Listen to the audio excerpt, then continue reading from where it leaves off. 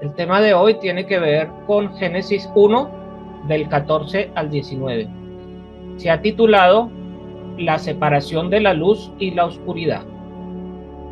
En Génesis 1:1 vimos que en el principio creó Dios los cielos y la tierra, y que la tierra estaba desordenada y vacía.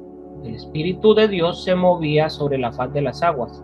Hasta este momento ya vimos el día 1, el día 2, y vimos que el día 3 Dios creó las semillas, los árboles, las plantas, todo el aspecto de la botánica fue creado en el tercer día. Y esto está relacionado con el aspecto de la resurrección, o una semilla que fue sembrada en la tierra y que resucitó al tercer día. ¿Y quién es esa semilla que viene a ser el primogénito de los resucitados? Es Yeshua. Yeshua. Sí, Yeshua, nuestro Mesías. Ahora vamos a ver el cuarto día. Génesis 1:14 dice: dijo Dios, haya lumbreras en la expansión de los cielos para separar el día de la noche y sirvan de señales para estaciones, para días y años. Ahí vemos que dice Génesis 1:14, y dijo Dios que haya luces en la expansión del cielo. Y separó, hizo un espacio entre el día y la noche, para que sean signos o señales para estaciones, días y años. ¿Sí? Entonces, en hebreo dice, Vayomer Elohim Ahin Orot, lumbreras, que viene de la raíz or, lo cual significa luz. En el segundo estudio vimos cuál era la composición de esta luz, sin embargo lo vamos a repetir. Aquí dice meorot, fíjense acá, dice luces. Aquí está en me, es un prefijo, ¿sí? Y orot está en plural, orot. La palabra en singular son estas dos létricas que son or, que en realidad con la vocal se convierten en tres letras. Ya vamos a ver. Esta es la alef, que es la primera letra. Esta es la bat, ¿sí? La bat significa, es la estaca, es el madero, representa el madero donde el Mesías fue colgado, ¿sí? Fíjense que acá dice enganchar, asegurar, agregar, y que es una estaquilla o una estaca, ¿sí? Pues este enganchar es como si el Mesías hubiera sido colgado en ese madero.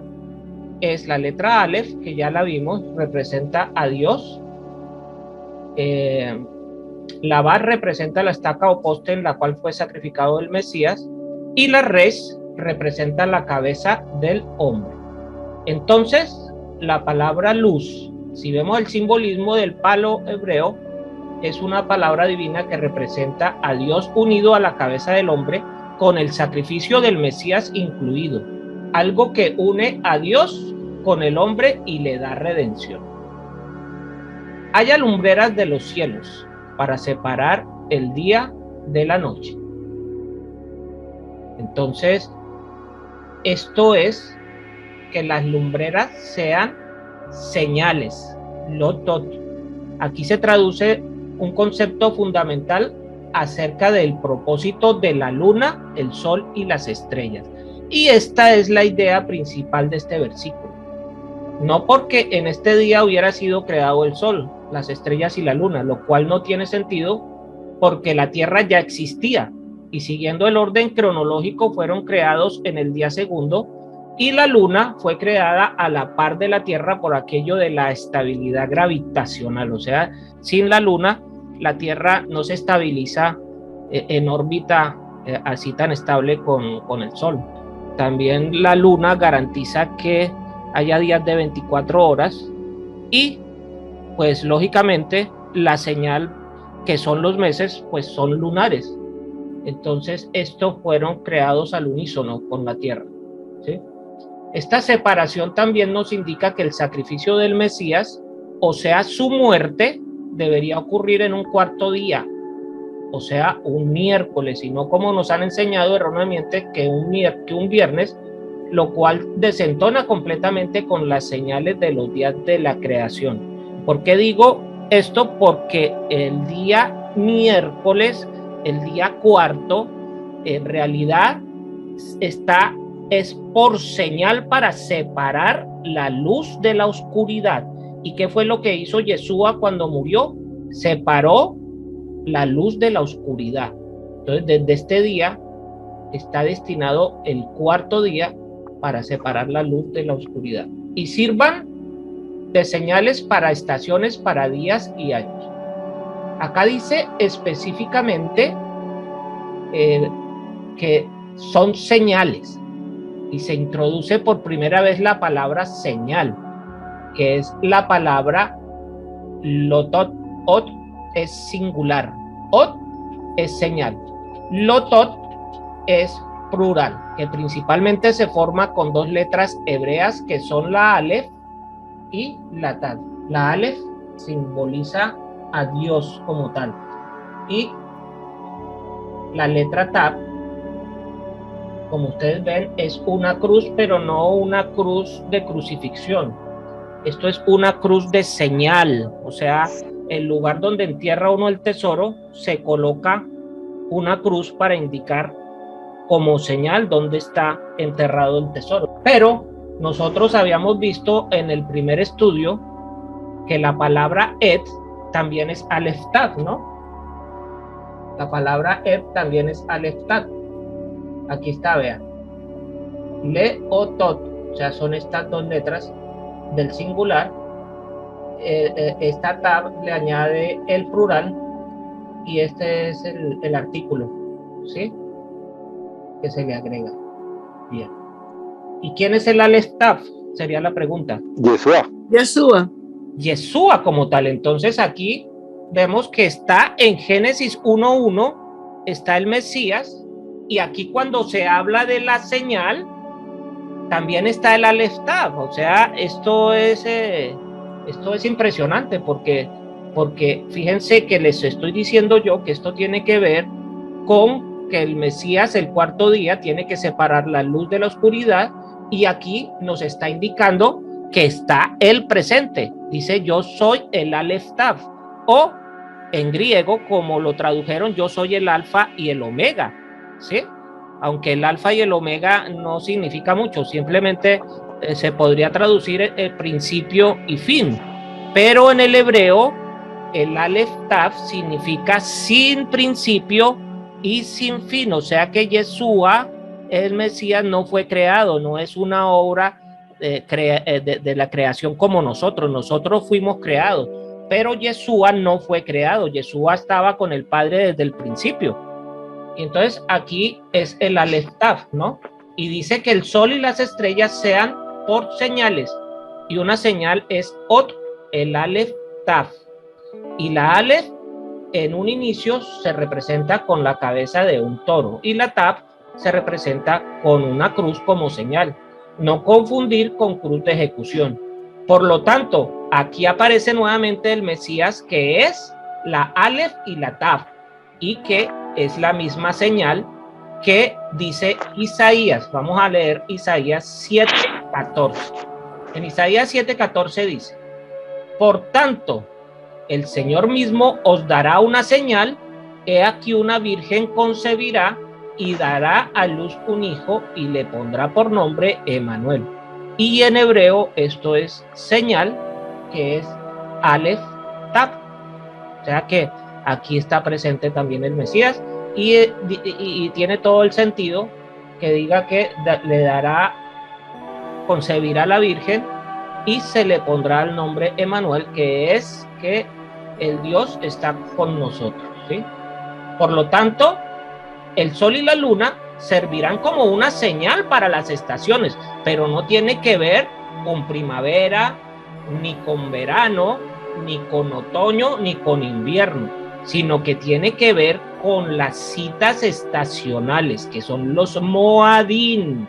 Los Moadín en hebreo son las fiestas del Eterno. Entonces, lo que se va a hacer con los astros es manifestar o dar a conocer sobre la tierra el Aleph Tav, que es el Mesías. El Aleph Tav se da a conocer a través de las fiestas del Eterno. Y los que ya llevan tiempo en esta palabra saben que las fiestas del Eterno son sombras proféticas del Mesías, ¿sí? O sea, todas las fiestas del Eterno hablan del Mesías y el Mesías las cumple a cabalidad. Ahora vamos a analizar letra por letra la palabra Moadim, porque resulta algo interesante. Y aquí están las fiestas que son los Moadim, son 7. Son 7 y aquí está la palabra Moadim. La primera letra de Moadim es una Men, ¿sí?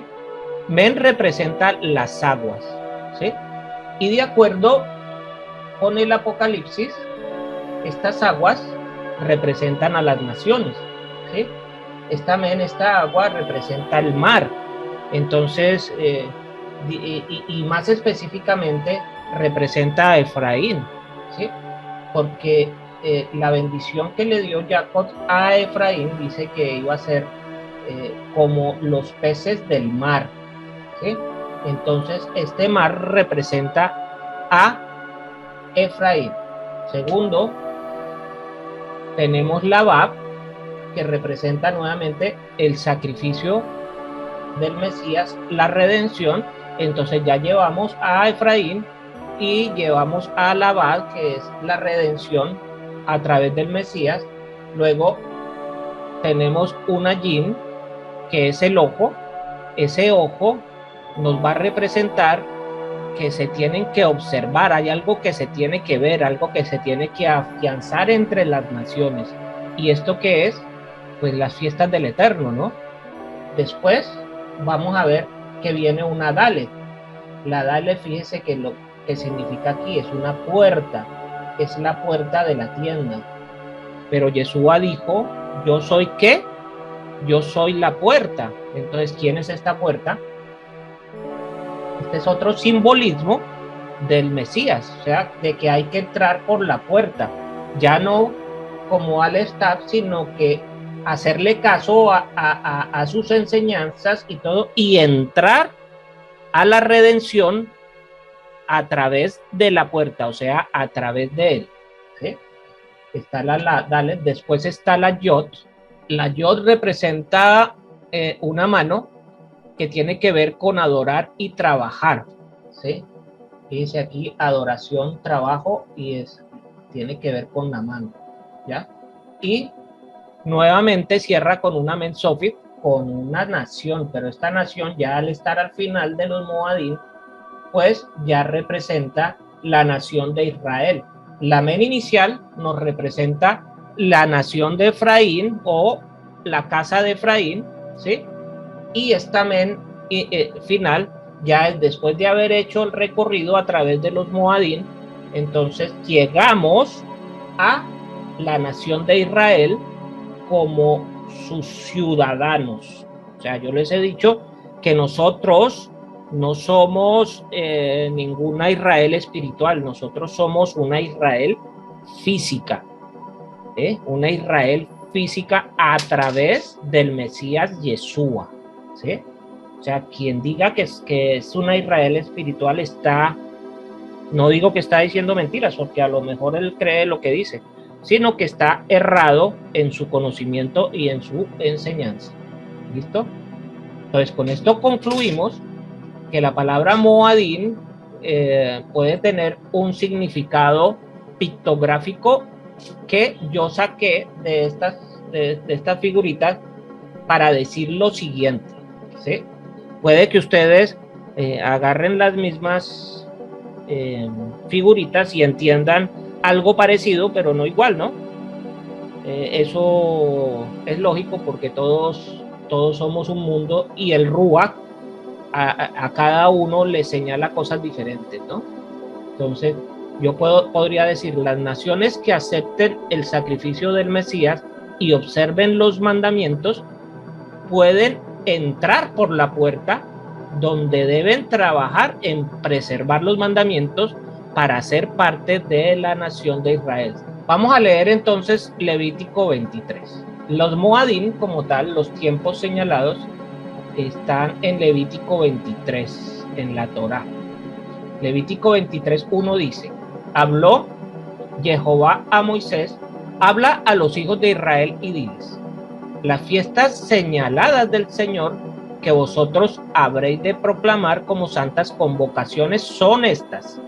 Y aquí están mencionados los Moadim, que son citas que el Eterno estableció para como santas convocaciones. Vamos a ver que estas citas no fueron establecidas por los hombres, sino que fueron señaladas por el Eterno. Lo hizo a partir del cuarto día de la creación. ¿Por qué en este día? Porque en este día separó la luz de la oscuridad. Entonces, ¿para qué nos sirven estas festividades? Para entrar en luz y apartarnos de la oscuridad. Ahora bien, ¿qué tenemos que hacer para evitar que esto no se nos olvide? O sea, que estas citas no se nos olviden. Es necesario llevar una agenda. ¿Y qué pasa si teníamos una cita programada y no llegamos a ella o no llegamos a ninguna de las citas programadas? Bueno, eso ya lo definirá cada cual según su propio compromiso con el bendito sea, ¿no? Tampoco aquí se trata de juzgar a nadie, sino se trata de adquirir un conocimiento para que ustedes tengan un poder de decisión. ¿Lo hago o no lo hago? ¿Ah? ¿Cuál es la primera cita? Levítico 23:3 dice: 6 días se trabajará, pero el séptimo día será día de completo reposo, santa convocación, en la que no haréis trabajo alguno. Es día de reposo al Señor donde quiera que habitéis. Aquí menciona completo reposo. Y esto es que el reposo se guarde desde que inicia hasta que termina el día. O sea, desde que se pone el sol el viernes en la noche hasta que se vuelve a poner el sol el sábado a la misma hora aproximadamente, ¿no? Entonces esta es la primera cita, por lo tanto es la más frecuente y la más importante de las citas, porque aquí en esta cita se nos van a dar las bases para las siguientes, ¿sí? Pues se practica una vez por semana y el propósito de ello es que cuando lleguen las otras festividades ya lo hayamos practicado lo suficiente, pues en realidad el resto de las festividades también son Shabbats o días de reposo. ¿Ah? Así cuando lleguen el resto de las fiestas sabremos qué hacer. Muchas veces cuando escuchamos la palabra reposo, ¿qué nos imaginamos? Descanso, ¿cierto? Y esto justificaría el que decidamos quedarnos sin hacer nada y quizás dormir todo el día. Sin embargo, ese no es el concepto de Shabbat para el Eterno, ya que el término descansar en hebreo noah no es dormir. Si fuera dormir diría lichón. El término que se utiliza en esta parte en específico es Shabbat, reposo. Este término viene del verbo sentarse. ¿Sí? Shabbat viene del verbo lashevet, que significa siéntate, donde hay una convocación, reunión pública, asamblea, lectura pública. De hecho, esta palabra viene del verbo likro, leer, y kodesh se refiere a santa convocación, que es especial y apartada. Una vez resuelto el significado específico, entonces podemos resolver para qué es el Shabbat. Es para que te sientes en un lugar cómodo, donde estés a gusto, pero que te conectes ese día con el bendito sea. No necesitas estar todo el día metido en una sinagoga, en una iglesia o algo. Sí necesitas una convocación porque es una santa convocación. Entonces necesitas estar en comunidad, pero no todo el día, ¿no? O sea, pero todo el día sí debes estar en comunión con el Eterno. ¿Qué significa eso?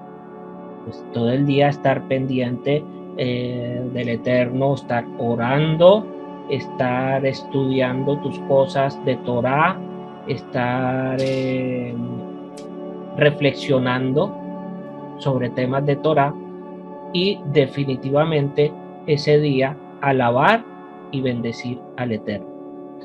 Ese día es propicio para hacer peticiones, porque ese día se dice que las ventanas del cielo están abiertas, ¿sí? Si están abiertas las ventanas del cielo, pues es un día muy propicio para pedir. Dice donde quiera que habitéis, o sea, que no es solamente es aplicable para Israel. Dice aquí el versículo donde habitéis, ¿sí? En cualquier lugar donde habitemos.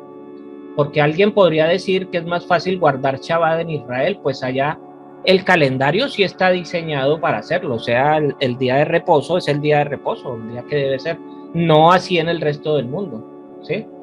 Pero en el exilio, en los países donde es el día domingo que se aparta, es más fácil, sin embargo, apartar el día domingo, ¿sí? Pero el mandamiento no es apartar el día domingo, es apartar el sábado. Aquí ya es cuestión de pedirle al bendito sea que obre en nuestras vidas para que Él disponga los cambios necesarios. Levítico 23:5. En el mes primero, el día 14 del mes, al anochecer, es la Pascua del Señor. El día 15 del mismo mes es la fiesta de los panes sin levadura. Para el Señor, por 7 días comeréis pan sin levadura. Aquí está el Pesach y está la fiesta de los panes sin levadura. Yo lo pasé a la segunda cita porque prácticamente después del Pesach entramos en los panes sin levadura, ¿no? Entonces uno a veces no hace la distinción porque empieza el Pesach ya con panes sin levadura, ¿ya? Entonces este Pesach, que es el día que es el día 15, ¿sí? El día 15 del mes de Nisan o el mes de Abid, ¿ya? Este día es que se come o se comía el cordero del sacrificio y fue el día que salieron de Egipto, comieron el cordero y salieron de Egipto en forma apresurada. Después de comer este cordero, a la medianoche pasó el ángel y mató a los primogénitos, ¿sí? Y al siguiente día, muy de madrugada, ya estaban saliendo hacia la libertad, ¿sí? Entonces, sí, el mismo Mesías cumple todo eso a cabalidad. El que quiera mirar esta enseñanza se llama la fecha real de la muerte y resurrección del Mesías, ¿sí? Es un estudio que yo tengo en el canal. No voy a hacer mucha referencia a eso porque después lo vamos a estudiar, ¿sí? Entonces esta cita nos recuerda el día de la muerte de Yeshua. Esta es una cita de 7 días que es panes sin levadura, nada más que para esta cita los días destinados para reposo es el primer día y el último día de la fiesta, que son los panes sin levadura. ¿Por qué panes sin levadura? Porque la levadura es un simbolismo del pecado, ¿no? Es un simbolismo, no que sea el pecado la levadura, sino que es un simbolismo del pecado. Entonces, ahí después de la Pascua, hay 7 días que se es ordenado a comer este pan sin levadura, para que uno se acuerde y diga, no voy a pecar más, ¿sí? Ese es el gran objetivo. Después viene la tercera cita, que es la fiesta de las primicias, ¿sí? Esto está en Levítico 23:10. Habla a los hijos de Israel y diles, cuando entréis en la tierra que yo os daré y sigáis su mies, entonces traeréis al sacerdote una gavilla de las primicias de vuestra cosecha, y él mecerá la gavilla delante del Señor, a fin de que seáis aceptados el día siguiente al día de reposo.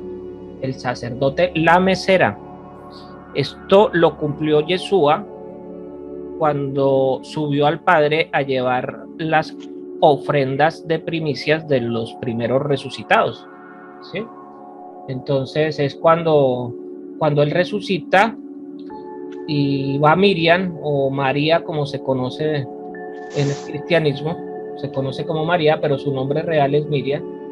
Entonces viene Miriam y él va a tocarlo, o ella va a tocarlo, y no me toques, Miriam, porque me vas a impurificar. No dice todo eso, pero es lo que se entiende, ¿no?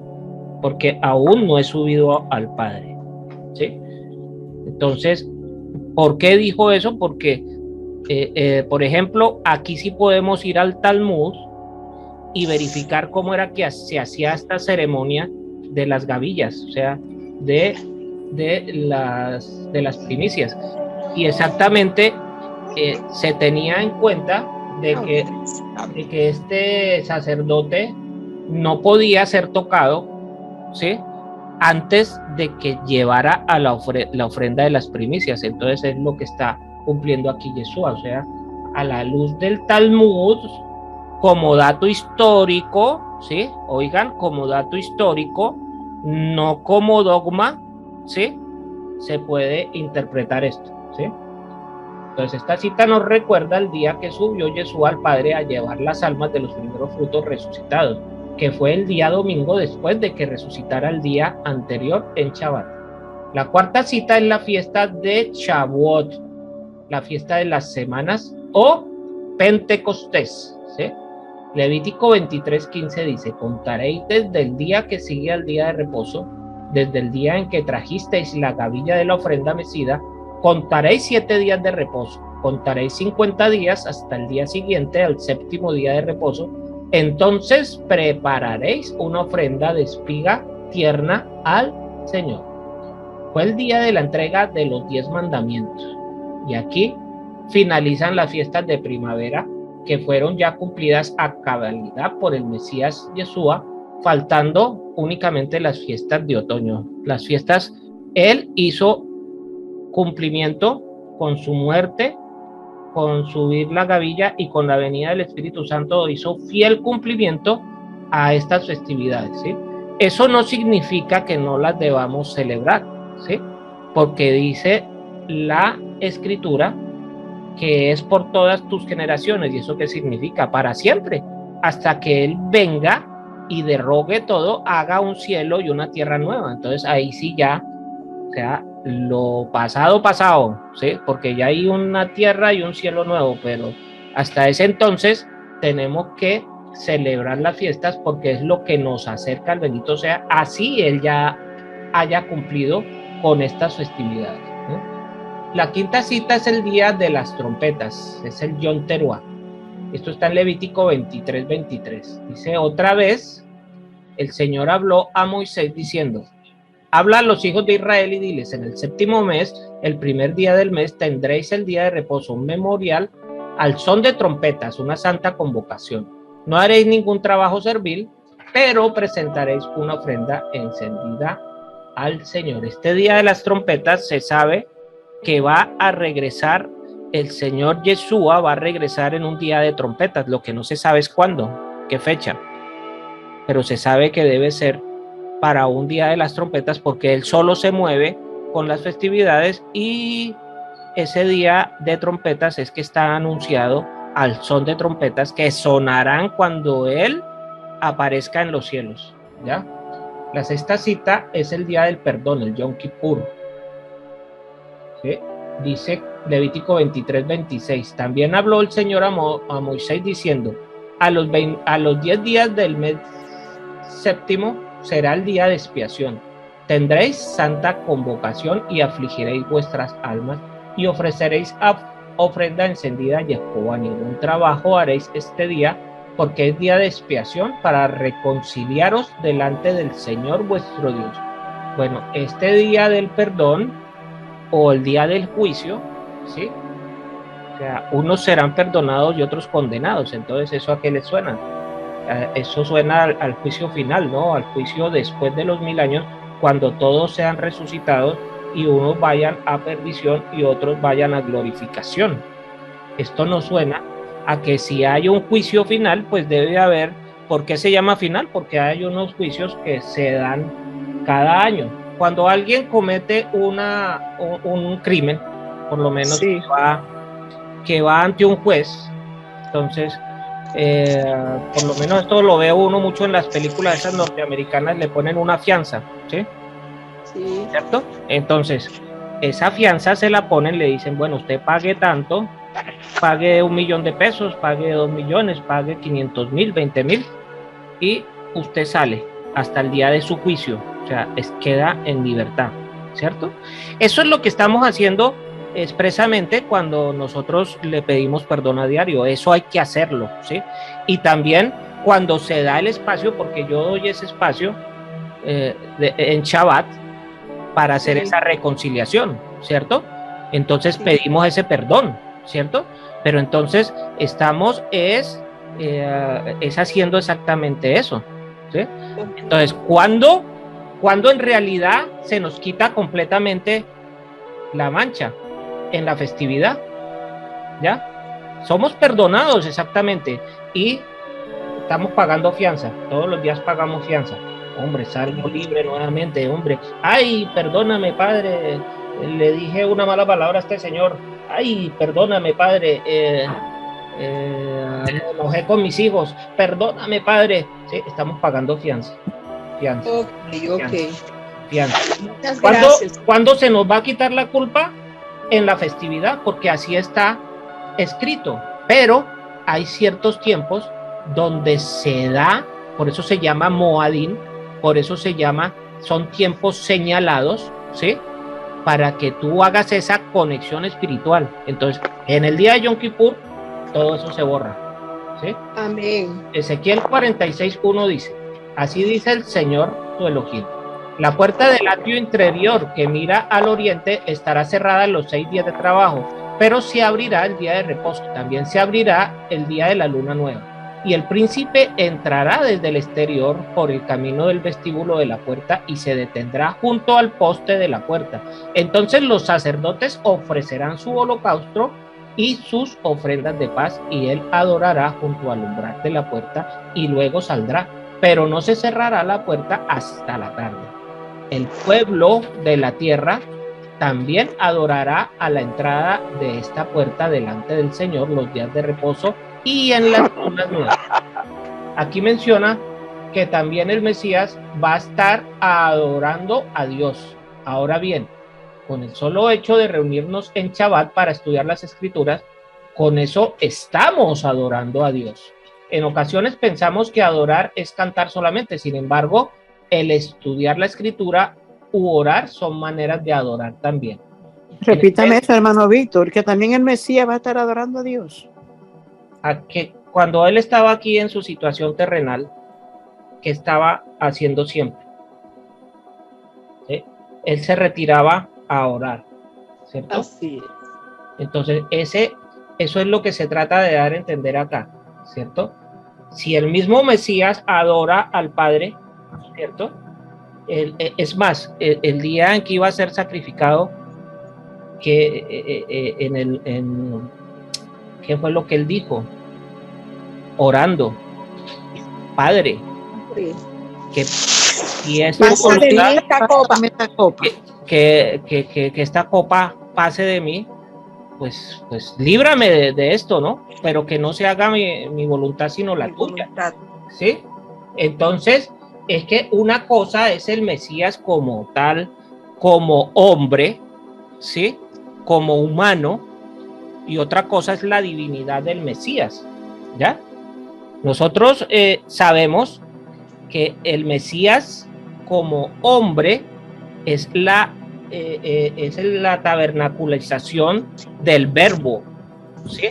De esa luz que está al principio en Bereshit, en Génesis 1:2. Cuando dijo haya luz, es esa tabernaculización de esa luz. Pero él, como hombre, tenía todo esto que cumplir, tenía todos los deseos carnales, pero él nunca se contaminó, ¿sí? Él sí es el único que no pecó nunca, ¿sí? ¿Sí? Sí, yo entiendo, hermano Víctor, pero ya para ese tiempo futuro ya no va a estar como hombre, ya él va a estar como divino.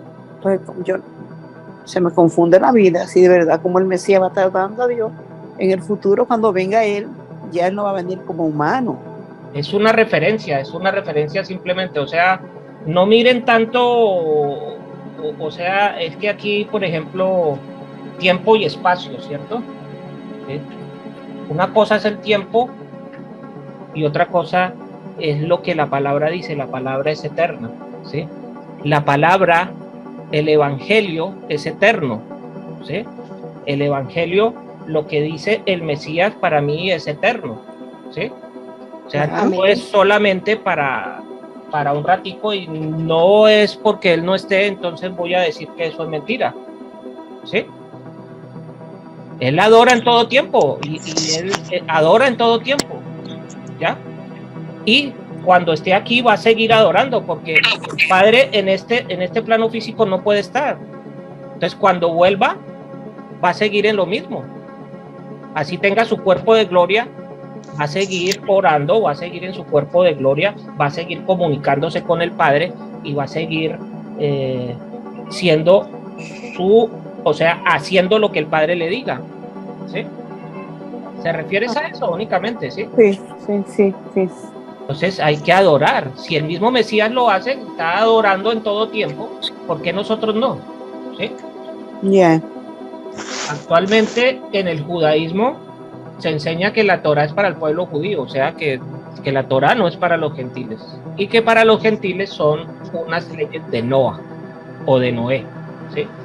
Sin embargo, aquí solo hay una sola ley que es la Torá misma, ¿sí? Y esto no es posible, pues que el Señor no hace acepción de personas, o sea que no hay creyentes de segunda clase, es lo que yo quiero decir, ¿no? O sea, ellos se ponen en una cima que son judíos y hay otros que son creyentes de segunda clase que dicen que son los noahitas y que dicen que es el pueblo gentil que ha venido a creer en el judaísmo, pero eso es completamente falso, ¿sí? Entonces, para ser parte del pacto, ¿qué necesitamos? Abrazar el pacto por completo. Por otro lado, en Hechos 15 se les da nada más que 4 leyes a los gentiles. ¿Por qué? Porque después lo iban a escuchar, ¿cierto? Leamos qué dice Isaías 56:6. Dice: y a los extranjeros que se alleguen al Señor para servirle y para amar el nombre del Señor, para ser sus siervos, a todos los que guardan el día de reposo sin profanarlo y se mantienen firmes en mi pacto, yo los traeré a mi santo monte y los alegraré en mi casa de oración. Sus holocaustos y sus sacrificios serán aceptos sobre mi altar, porque mi casa será llamada casa de oración para todos los pueblos. Declara el Señor Dios, que reúne a los dispersos de Israel. Todavía les juntaré otros a los ya reunidos. Es interesante que está hablando de los extranjeros y de repente dice, así dice el Señor, que reúne a los dispersos de Israel. ¿Por qué? Porque esos gentiles de los cuales está hablando aquí es simplemente la casa de Efraín, ¿sí? Eso es lo que quiere decir, ¿ya? Isaías 56:3. Si por causa del día de reposo apartas tu pie para no hacer lo que te plazca en mi santo día y llamas al día de reposo delicia, al día santo del Señor honorable, y lo honras no siguiendo tus caminos, ni buscando tu placer, ni buscando de tus propios asuntos. Entonces, esto es el Shabbat, es la cita más importante a la que el Señor nos está llamando. ¿Por qué la más importante? Porque es la más constante y la que nos da pie a celebrar el resto de fiestas. ¿Ya? Entonces, sábados y lunas nuevas ¿serían entonces tradiciones de los hombres? No, aquí vemos que no. Esos son festividades divinas.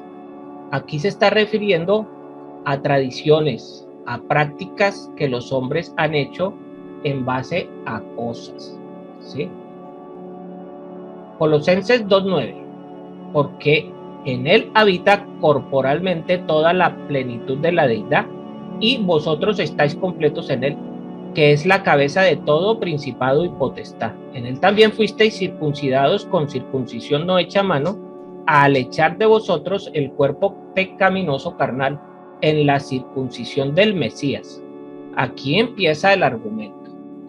En este contexto, Pablo hace 2000 años dice, escribiéndole a los colosenses: ¿por qué razón alguien podría juzgar a unos gentiles por estar celebrando Shabbat y las fiestas? Simplemente porque no eran judíos. Sin embargo, siendo el requisito para ser parte del pueblo de Dios es la circuncisión. Podríamos pensar que como el Mesías circuncidó mi corazón, ya puedo celebrar la Pascua, ¿sí?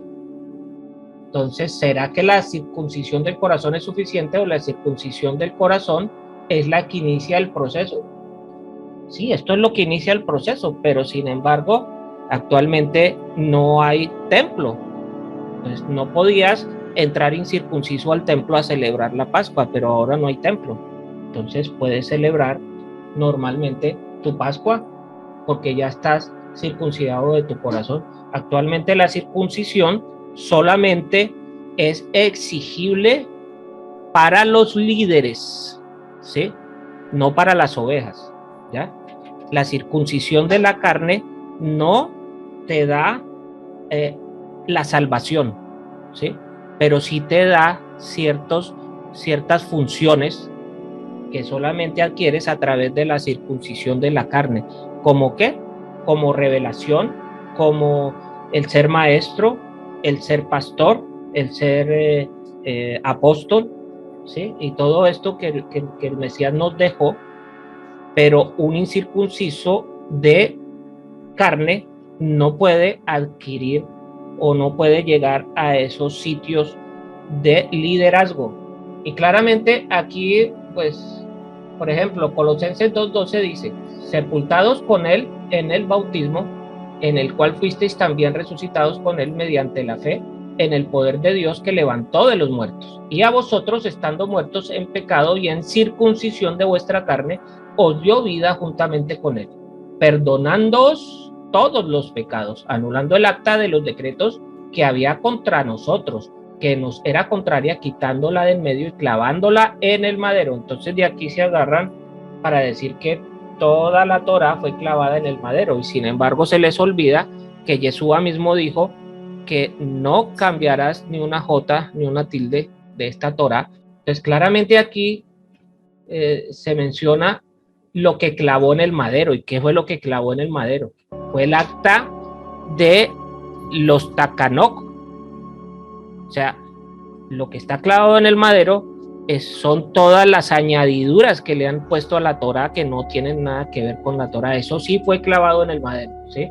¿Cuáles eran los decretos que eran una carga especialmente para los gentiles que están siendo purificados y lavados, entrando al nuevo pacto? ¿Qué acta de decretos les estaba acusando?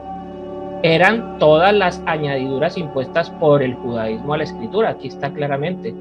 Por último, ¿será que a Dios se le salió de control todo esto del cambio del calendario, de las festividades?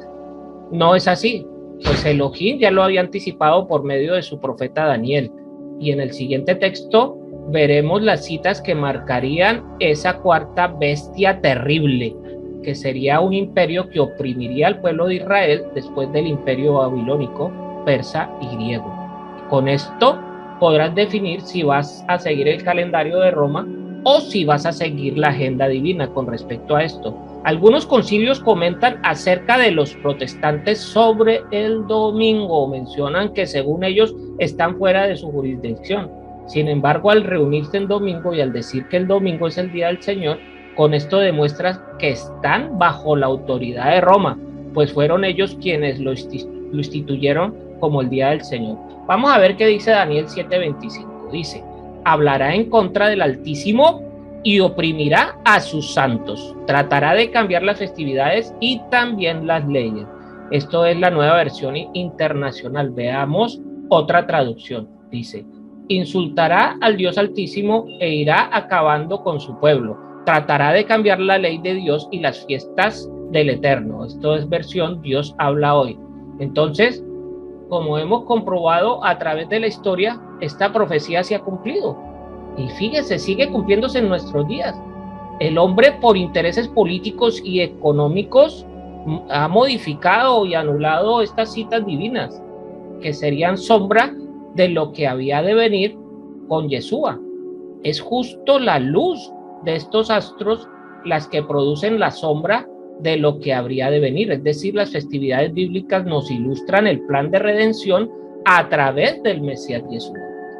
Entonces renunciemos hoy a esos intentos romanos de modificar o anular estas citas y presentémonos de manera puntual en cada una de ellas, empezando por el Shabbat, ¿sí?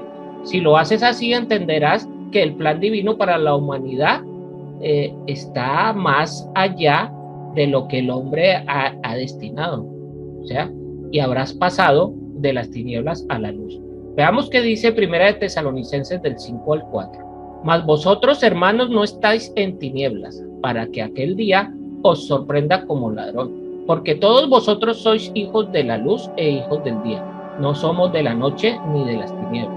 Por tanto, no durmamos como los demás, sino velemos y seamos sobrios. En Génesis 1:15 dice: y sean por lumbreras en la expansión de los cielos para alumbrar sobre la tierra, y fue así. Génesis 1:16. E hizo Dios las dos grandes lumbreras, la lumbrera mayor para que señorease en el día y la lumbrera menor para que señorease en la noche. Hizo también las estrellas. Las estrellas darían señales también con respecto al Mesías. Dice, una estrella dio la señal cuando el Mesías había de nacer, cuando vinieron los sabios de Oriente. Mateo 2:2. ¿Dónde está el rey de los judíos que ha nacido? Porque vimos su estrella en el oriente y hemos venido a adorarle. Génesis 1:17. Y las puso Dios en la expansión de los cielos para alumbrar sobre la tierra. Génesis 1:18. Para señorear en el día y en la noche, para separar la luz de las tinieblas. Y vio Dios que era bueno. Y Génesis 1:19 dice: y fue la tarde y la mañana el día cuarto. Aquí terminamos el día cuarto. Así que en la medida en que tú estés observando sus citas, de eso depende si estás en luz o si estás en tiniebla. Por último, una peculiaridad sobre los estudios, ¿sí? Generalmente se dan estos estudios en fechas significativas. Es interesante cómo Dios nos está llamando, ¿sí? Y a través de su palabra poco a poco nos va limpiando la mente de todas las ideas equivocadas que hemos traído y nos está convocando. Cada estudio de estos nos va a implicar a tomar una decisión de parte nuestra. Ahora, cada vez que veas el sol y la luna, recuerda que el Señor anhela tener esas citas contigo. El Señor anhela tener el control de tu tiempo. ¿Qué hubiese pasado con el pueblo de Israel si nunca hubiera dejado de observar fielmente todas estas festividades?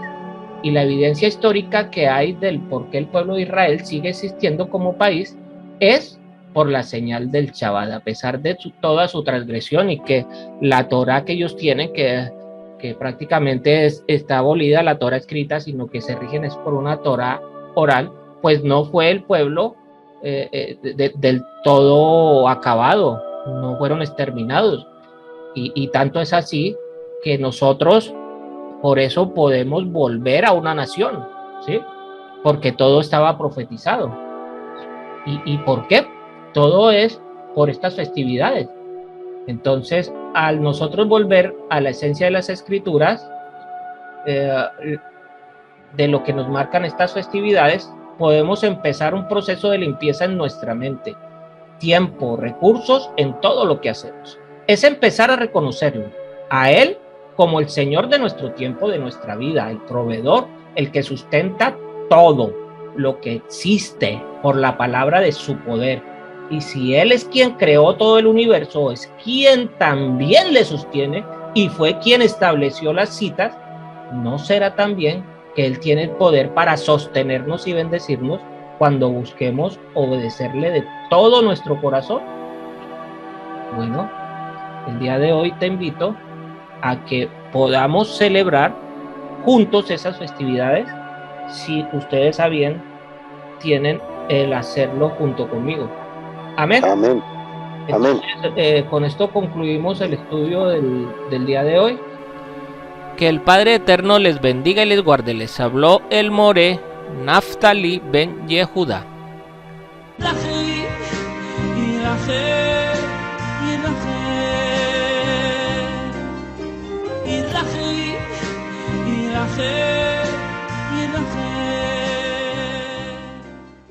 Si este estudio te ha sido de utilidad, te invito a suscribirte en nuestras redes sociales de YouTube, Facebook, TikTok e Instagram. Activa las notificaciones, dale me gusta al video y déjanos tus comentarios, inquietudes o sugerencias. Shalom.